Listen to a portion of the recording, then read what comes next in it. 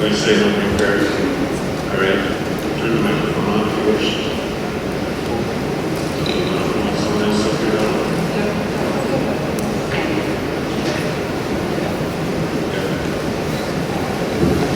Please join me, please. My name is Pastor Shane, and I've been given the privilege of accompanying my friend through his journey of pain. And he's asked me to say a prayer to help in this quest to help others understand truth. So join me. Calma.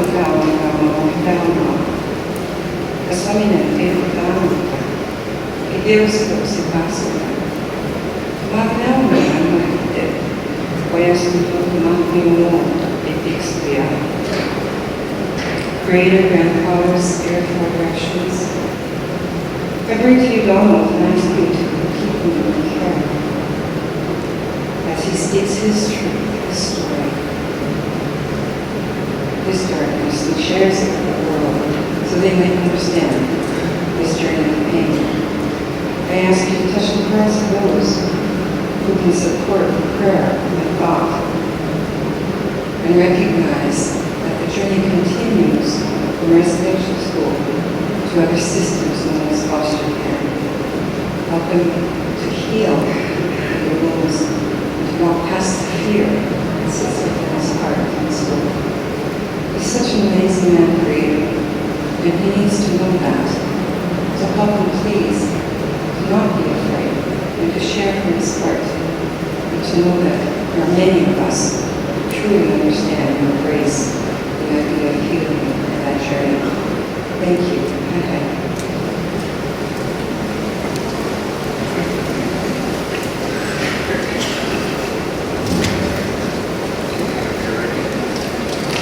You're reading it on the speak and eye on that timing devices in front of you. 15 minutes Indian time.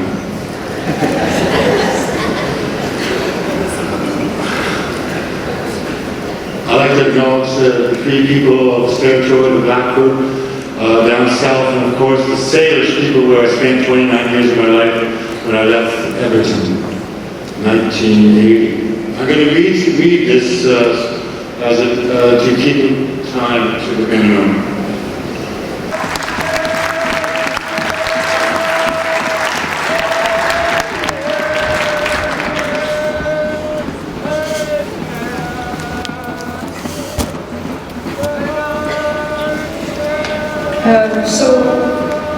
If you don't mind, I'm glad to see the room has filled.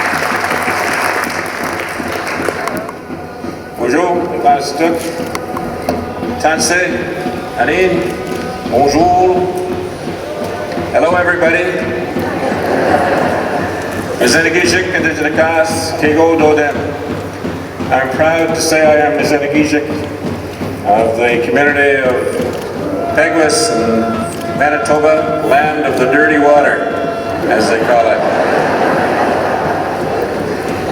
But my wife will tell you, if you talk to her, that she is going to do something this year to help to clean that water because she's organizing a walk around Lake Winnipeg in order to help clean our water.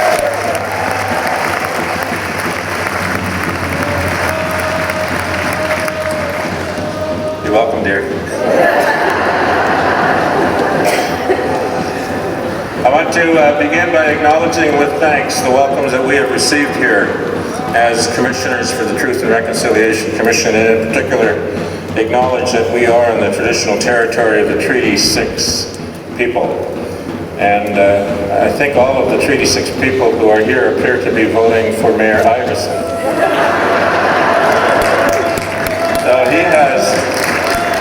He has brought his voting entourage with him, and I thank him for that. I also want to thank the drummers and the elders for the opening that they have helped us to perform, and also want to thank Minnie Freeman for lighting the kudlik for us and helping us for that portion of the event as well. There are a number of dignitaries present here that I am called upon to acknowledge, and I know that many of them have been recognized. I'm not going to repeat the ones who have been recognized, but I'd like to acknowledge the following. The Grand Chiefs who are present include Regional Chief Cam Alexis, who has already spoken, but we have Grand Chief Craig Mackinac, the Confederacy of Treaty 6 First Nations, who is here. Grand Chief Charles Weaselhead of Treaty 7 First Nations Association. Grand Chief Richard Capo, Treaty 8 First Nations of Alberta. And all of the other chiefs who are here, I acknowledge your presence as well, and thank you for being here. I want to make one small minor correction to the announcement of the earlier dignitaries to make sure that we acknowledge my good friend Clem Chartier, who is here with us as well. And I don't know where Clem has disappeared to. Oh, there he is. Now, it's quite possible that Clem did stand up, but I didn't see him, so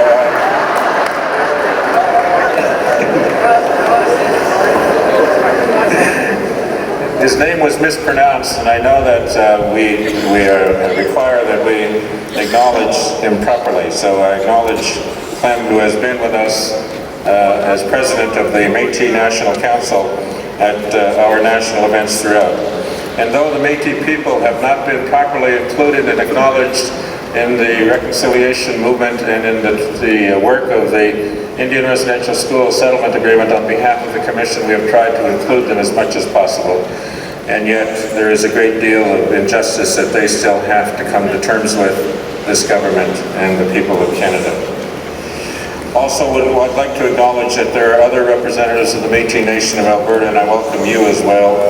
And I understand that later today we will be given an opportunity to welcome the new interim premier for the province of Alberta.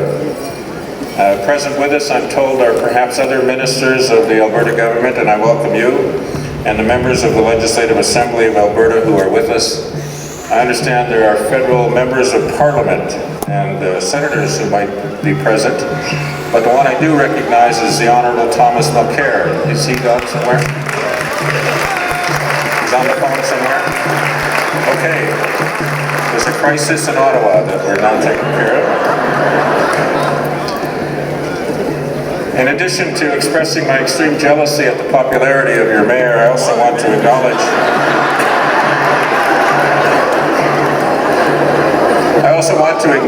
that yesterday at the City Council chambers, we were honored to be present when City Council voted unanimously to adopt a proclamation which recognized that starting today, or tomorrow,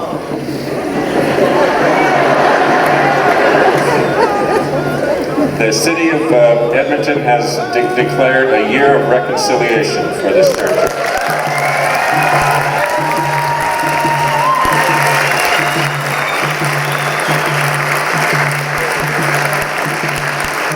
More on that will be said later, I'm sure, but at the same time, we do know that that message is out there, and it's an important statement for us to know is behind our presence here as well.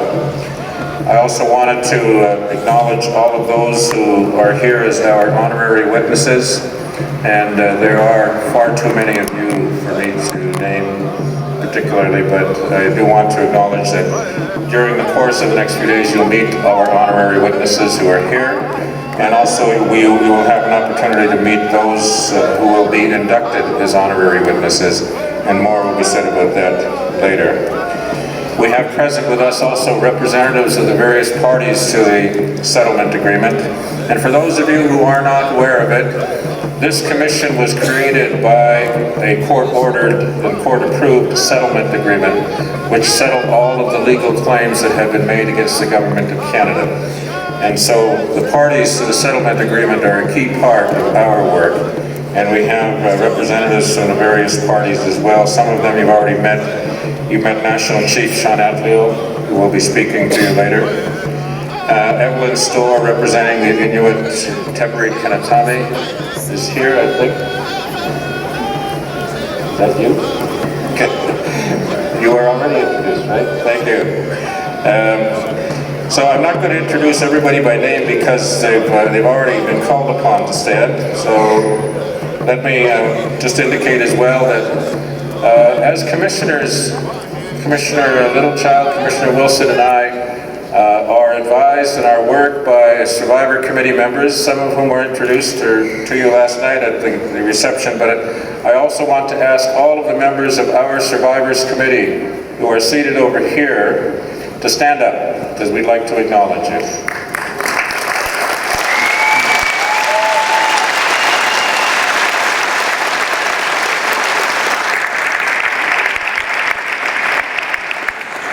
And these are all survivors of Indian Residential School, and I think Eugene tells me at one point they sat down and calculated that they represent about 4,922 years of Indian residential schooling, because Eugene was in school longer than everybody else. And I'd like to, on behalf, again, of commissioners, ask all of the survivors who are present in the room just to stand up so we can acknowledge you.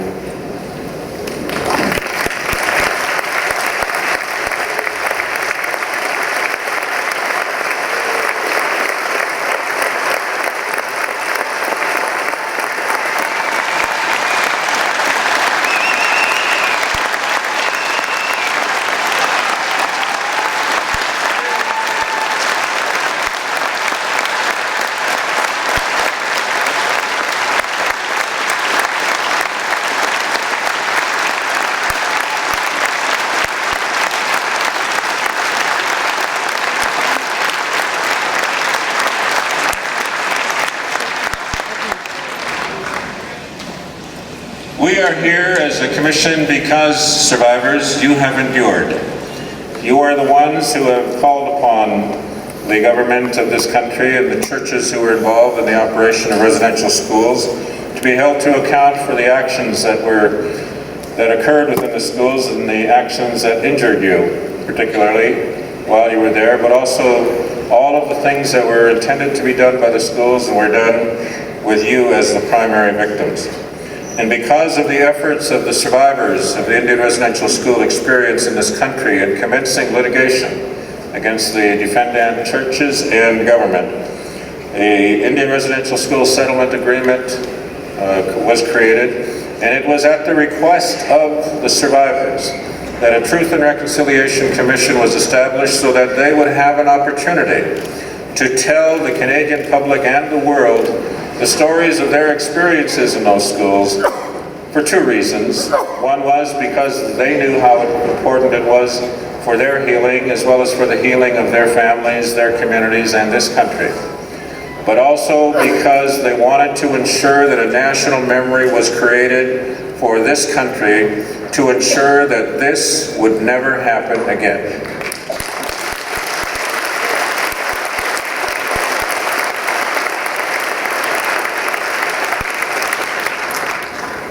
About 140 years ago, the Government of Canada embarked upon a process of taking children away from their families in Aboriginal communities and placing them into so-called educational institutions. But we know from our work at the Commission, as it will be revealed in our report, that for the first part of the existence of those schools, very little in the way of education actually occurred.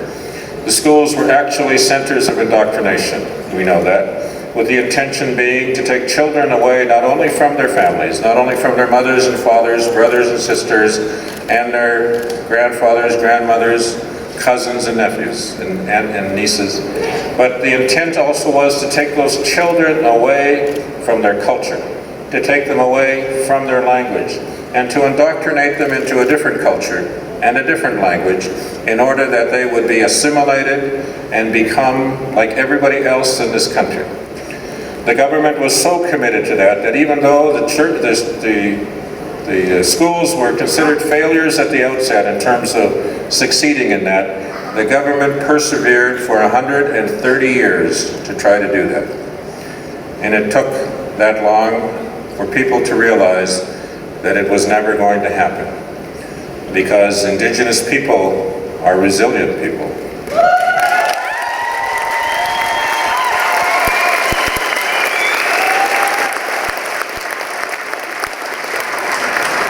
You cannot take a group of people in this world who are familiar with the land and the territory and who know where to hide everything that needs to be hidden,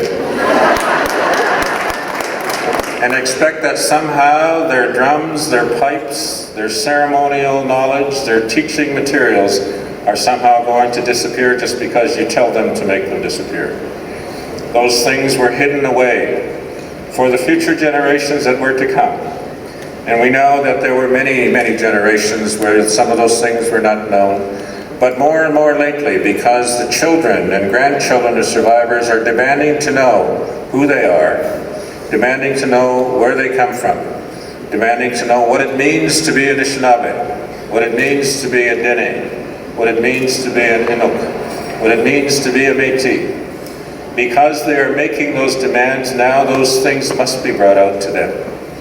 Because we know, as a commission, that the ambition of reconciliation should be to establish a relationship of mutual respect between the entities who are involved in these schools.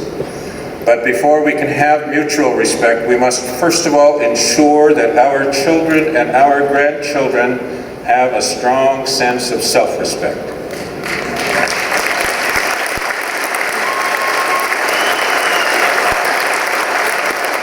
And in order for us to effect that kind of change, we know that we require leadership. We require leadership like we see from Mayor Iverson and other leaders across the country who stand up publicly in front of their citizens and say, we need to change things. We need to change the way that we do things. We need to change the way that we talk. We need to change the way that we behave. And that's important because people are not naturally born to be racist. We teach them how to be, and we model that behavior for them.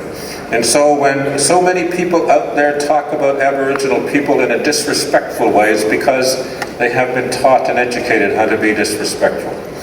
And what we need to do now is to understand the importance of teaching our children and grandchildren and future generations how to be respectful towards each other. And it begins with this. Our leaders today must learn how to talk to and about each other in a more respectful way. Yeah.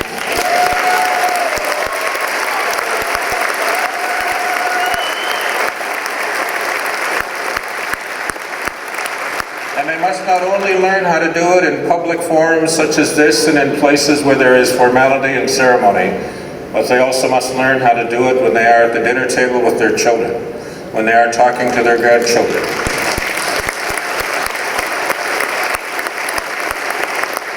Must also learn how to do it when they are talking in the privacy of their conversations with their friends in their private places, because that is where minds are changed. That is where attitudes are changed. That is where behavior starts to change. And so it is through involving our leadership in this conversation that we know that we are going to move towards reconciliation if we can just stop people from being so disrespectful to each other. We know that part of the obligation that we have to help make that happen is to look at what happened, to gather the truth, to talk to the survivors and have the survivors put on the record their stories so that those stories would be the foundation for a dialogue about reconciliation in the future, so that their truths would help people to understand in the future that indeed this did happen, believe it or not. And that it happened in a way that it never should have happened. That children were in fact taken away from their families and institutionalized for all of their childhood. that they were never raised in a proper family environment, so that people will understand why it is that there are families that cannot function properly back in Indigenous communities, why there are so many people who do not know who they are, who cannot stand up and explain to you what it means to be Anishinaabe, or what their teachings are. They don't know their creation stories because it's never been taught to them. They don't know who their heroes are. They've never been taught about Tecumseh and all of the other leaders of this world who have stood up for our people in the past, because those stories have never been given to us. We can tell you all about Christopher Columbus, at least the mythology that they teach in the schools. We can tell you about those kinds of lies. We can tell you about Dick and Jane and Spot and Puff.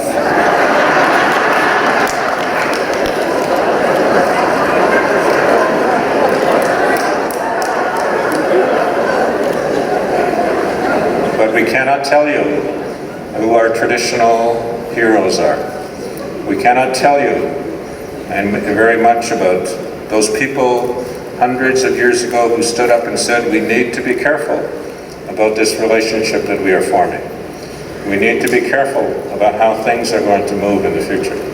And there were leaders who said that. There is a prophecy among the Ojibways which talk about how the arrival of the European and the eastern part of this country was going to have an impact upon them, and they moved their teachings, they moved their knowledge, they moved their leaders, they moved themselves further to the west in order to create that buffer zone from that event. And they talked about things that could happen.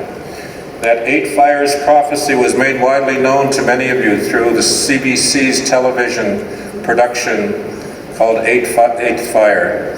And that production was brought to you by none other than Wab Canoe, one of our own.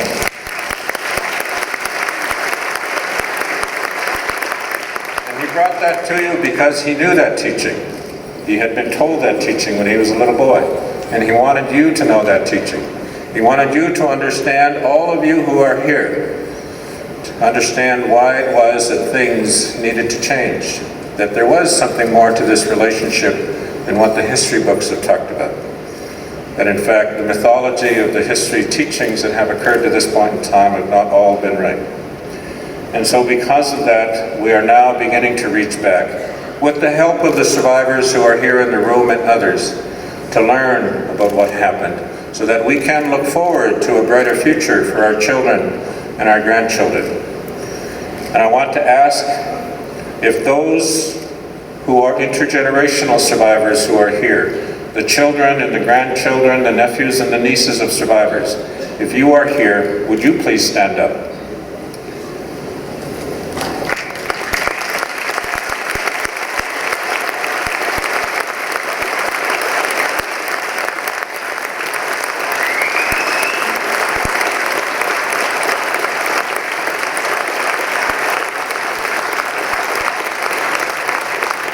The future of reconciliation is going to be placed in the hands of these young people. The obligation to fix this problem is going to be passed on to them. That's a heavy burden that we're going to do. That's a heavy responsibility. It's too much to ask of you. But it is something we have to ask of you, because we want you to know that we have come to realize we will not achieve reconciliation within the term of this commission. We will not achieve reconciliation even in our lifetime. But we will achieve reconciliation if we commit to it. And if we agree on where reconciliation is going to take us, reconciliation should take us to that relationship of mutual respect. And if that's the commitment that we make, then everything that we do in the future in this country will be measured against the question of whether it will move us into a position of mutual respect.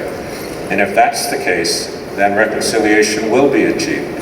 Reconciliation is inevitable, because we are not going to be able to allow the current situation and the situation of the historical past continue anymore.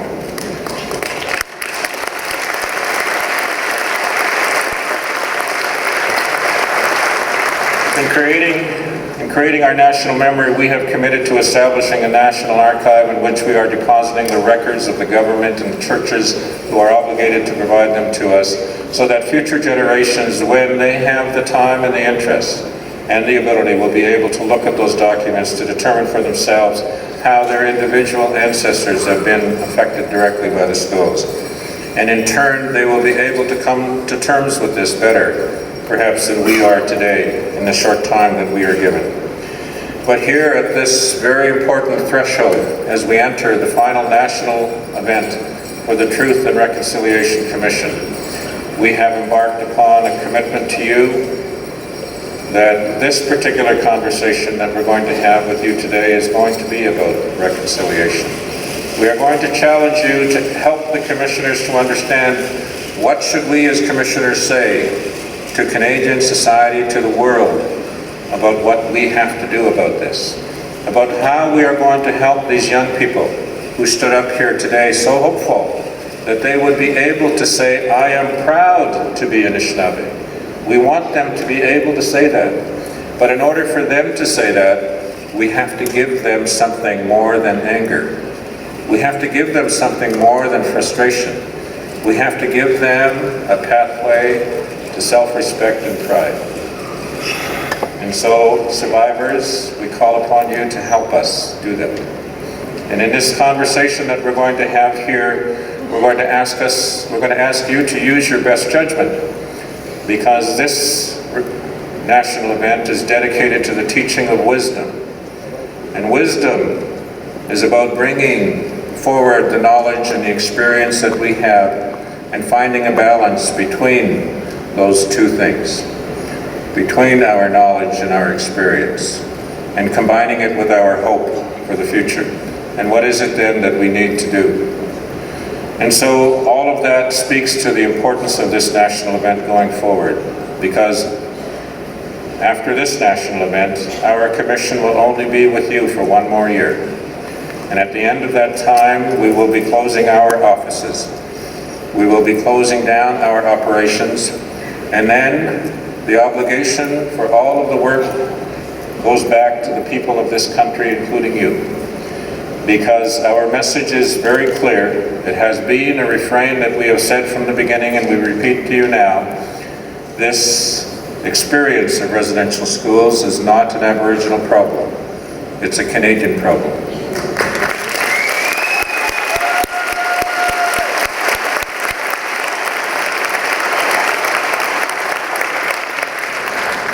So we thank you, all of you who are here, for being here and for joining with us. And I look forward to participating with you over the course of the next 4 days in the work that we're going to do. We're going to ask each of you who are here to remember that now that we have gathered here with the assistance of the elders who are working with us, this is now a sacred place. This is now a place where we are inviting our elders to trust us, to receive their stories. We want to ask all of you who are here, all of you who are listening, to treat this process respectfully, to listen carefully and respectfully to what it is that the survivors are going to say to us. I know that there are many of you here who have other things that are on your mind that you want to talk about. You want to protest the roads on your reserve, perhaps. Perhaps you're not happy with your chief's salary. Perhaps you're not happy with Mayor Iverson, although I don't know why you would possibly have anything to complain about him. But if there is any other thing that is on your mind that you want to raise, please don't do it here. Have respect for the survivors. Understand that this is important.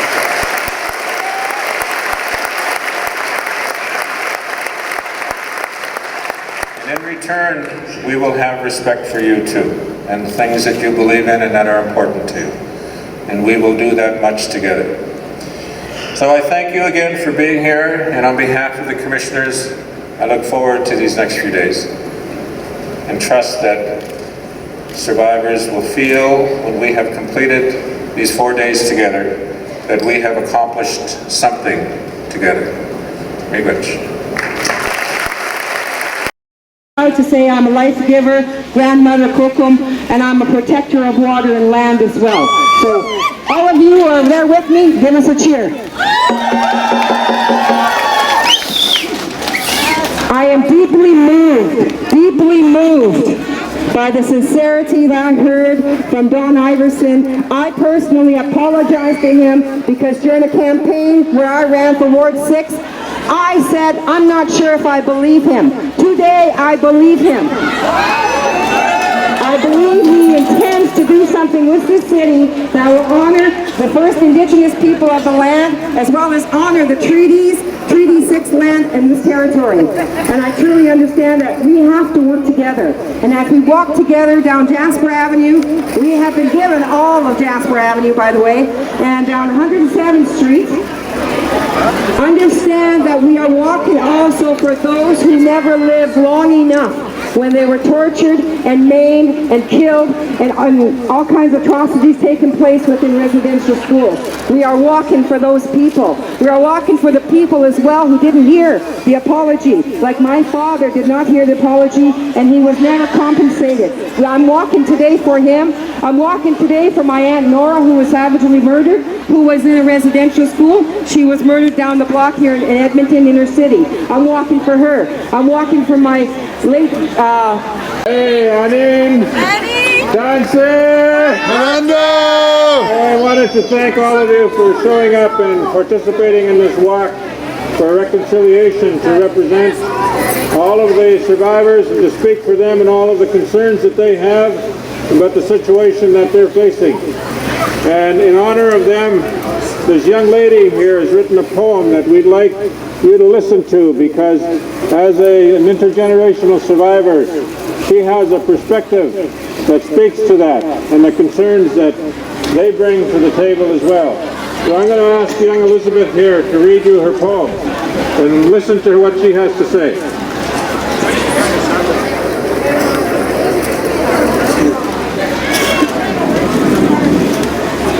We, First Nations, Métis, Inuit, may be the undermined. We may be the underclassed. We may be the undefined. But my brothers and sisters, we are a legitimate mass. Believe it or not, we are coming back. Believe it or not, it's a peaceful attack. In and out, our spirits inside collide. Our true identity was taught to run and hide. But there are those who kept and held their pride. Those that chose not to listen to the lies. Those that chose not to judge, but to love. Yet lately, the 2008 apology is just not enough.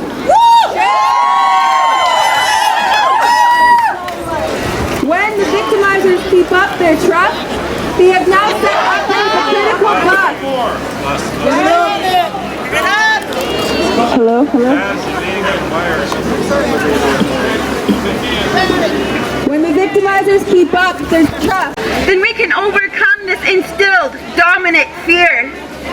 We came a long way and are beginning to hope. My people, why stop now and force yourself to cope? Keystone XL is trying to elope. We cannot let this be done. Hell no! Mother Earth is dying while we watch. Perpetrators ourselves, yes, I'm saying we are caught.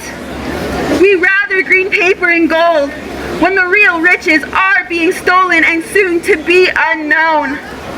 We have all been brainwashed and bought to believe money can solve all of our rots. We're better than you, we just have a bigger banner. Yes!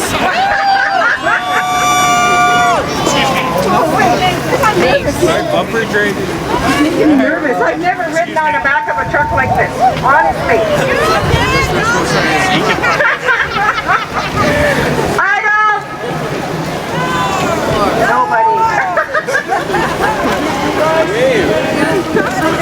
Oh, wait. Now I gotta wave.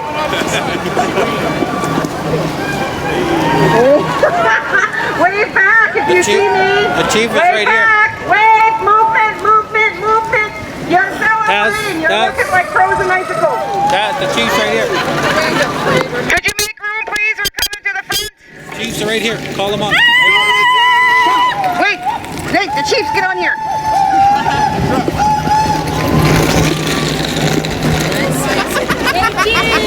Chief! stuck up for me today, so I'm gonna let them ride. Oh, you're gonna have to move over. Let us. I know! What? We're gonna watch I say I don't. Look at that. Did you see that? It's like, be quiet. Have fun. Are we having fun? Yeah! Let me see you jump up and down if you're having fun. Holy jumping beans. Awesome. Beautiful. The children are watching. The children are learning. The children are going to mimic everything you. We're not going away! We are Neo. We are Neo! We are Neo!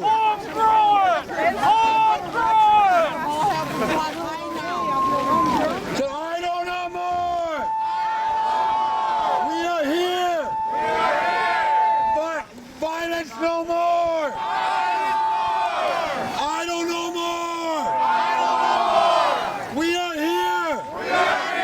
Violence no more!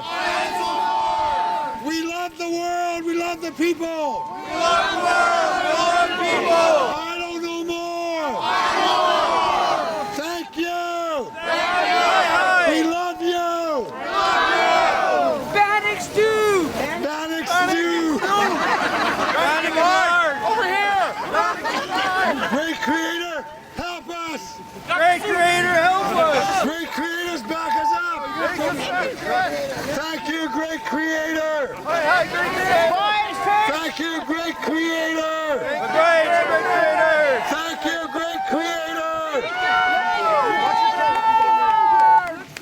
Look back and see who's back there. We got lots of people on our back.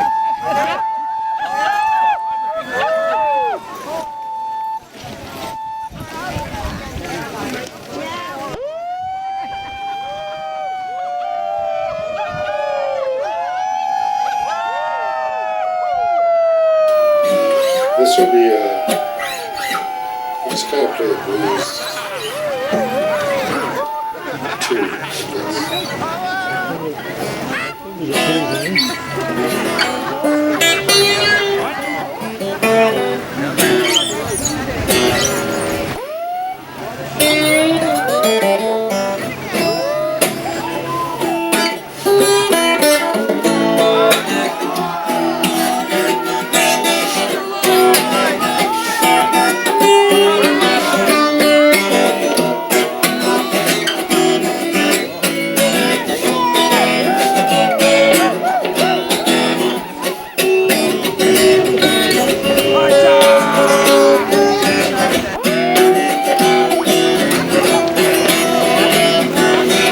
those Wall Street blues down to my shoes.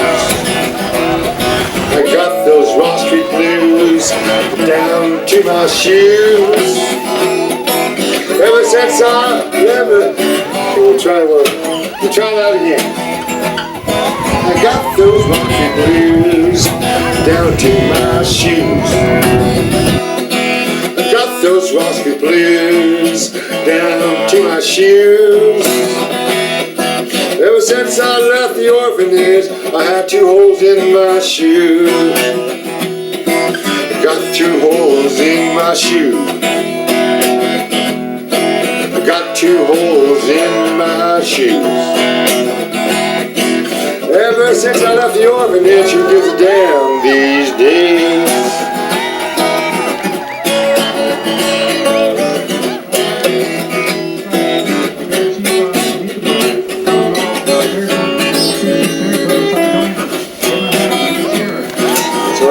City, I left that farm. I left that city, I left that farm. I headed west. I'm looking for my fame and fortune. All I found was misery. I got those Wall Street blues down to my shoes. I got those Wall Street blues. Who gives a damn these days?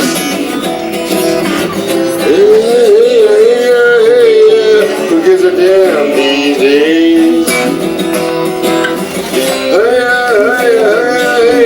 Who gives a damn these days? Everybody's surviving, trying to make a living. Who gives a damn these days? And if you don't got the blues, then you ain't got two holes in your shoes. I got the Ross Creek blues. I got the Indian blues too. Hey, hey. I got the missing women blues.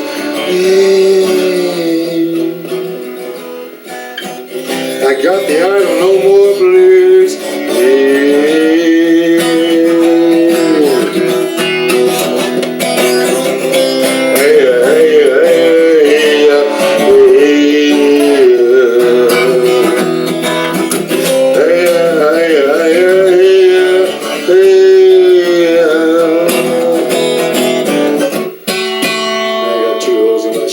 Shoes, I got 2 holes in my moccasins.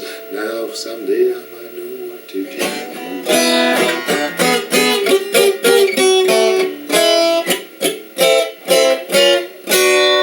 Something like that. Okay, see you later, folks. Just try my guitar. The only thing I'm gonna add. Well, you'll see.